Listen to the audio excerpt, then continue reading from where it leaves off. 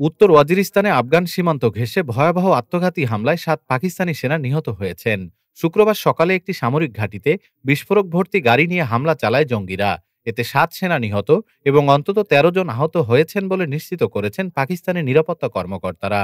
ঘটনার শুরুতে একটি বিস্ফোরক ভর্তি গাড়ি সামরিক দুর্গের সীমানা প্রাচীরে আঘাত হানে। এরপর ২ হামলাকারী ভেতরে ঢোকার চেষ্টা করলে তাদের গুলি করে হত্যা করা হয়। এই হামলার সময় চলছিল পাক আফগান সীমান্তে ৪৮ ঘন্টার অস্থায়ী যুদ্ধবিরতি, যার মেয়াদ শেষ হয় আজ দুপুর ১টায়। ২০২১ সালে তালেবান ক্ষমতায় ফেরার পর থেকেই পাক আফগান সম্পর্কের অবনতি ঘটে। ইসলামাবাদের দাবি, আফগানিস্তান সীমান্তে আশ্রয় নিচ্ছে নিষিদ্ধ সংগঠন তেহরিকি তালেবান পাকিস্তানের টিটিপি জঙ্গিরা। এই ঘটনায় পুরো অঞ্চল জুড়ে আবারও উত্তেজনা ছড়িয়ে পড়েছে। নিরাপত্তা ব্যবস্থা জোরদার করা হয়েছে।